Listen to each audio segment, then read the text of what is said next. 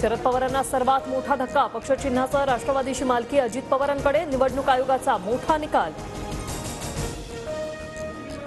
ज्या बापाच्या नावे घर होतं त्याच बापाला घराबाहेर काढलं, सुप्रिया सुळेंची प्रतिक्रिया। निवडणूक आयोगाविरोधात सुप्रीम कोर्टात जाण्याची तयारी। आमदारांच्या संख्याबळावरून अजित पवारांकडे पक्षाची मालकी, शिवसेनेप्रमाणे निवडणूक आयोगाचा निकाल तर वकिलांचा युक्तिवाद महत्त्वाचा ठरल्याचा अजित पवारांचा दावा। प्रतिज्ञापत्रात अजित पवारांच्या बाजूने 41 तर शरद पवारांच्या बाजूने 15 आमदार, मात्र राष्ट्रवादीचे 5 आमदार तर एका खासदाराचं दोन्ही बाजूचं प्रतिज्ञापत्र। राज्यसभेच्या निवडणुकीसाठी उद्या दुपारी 4 वाजेपर्यंत 3 नावं सुचवा, शरद पवारांना निवडणूक आयोगाचे आदेश। नाव न दिल्यास राज्यसभा निवडणुकीत अपक्ष मानलं जाईल, आयोगाकडून स्पष्ट।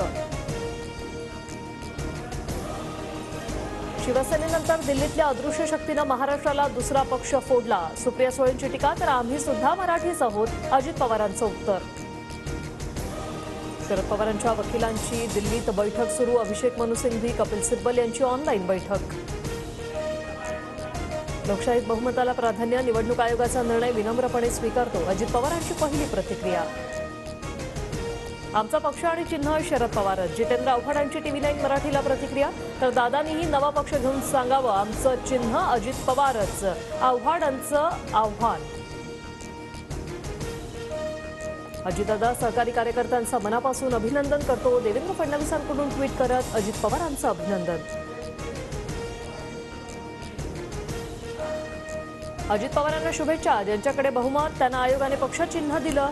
निवडणूक आयोगाने दिलेला निर्णय मेरिटच्या आधारावर, राष्ट्रवादीच्या निकालावर मुख्यमंत्री शिंदेंची प्रतिक्रिया। कुणालाही नाव आणि पक्ष दिला म्हणजे पक्ष त्याचा होत नाही, कार्यकर्ते आजही उद्धव ठाकरे आणि शरद पवारांसोबत। निवडणूक आयोगाच्या निकालावर सुषमा अंधार यांची प्रतिक्रिया। निवडणूक आयोगाच्या निकालाला सुप्रीम कोर्टात आव्हान देणार, सुप्रीम कोर्ट आम्हाला न्याय देईल याची खात्री, जयंत पाटलांची प्रतिक्रिया।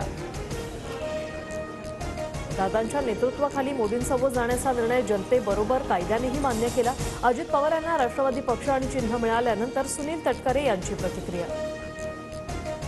पक्ष आणि चिन्ह मिळाल्यानंतर अजित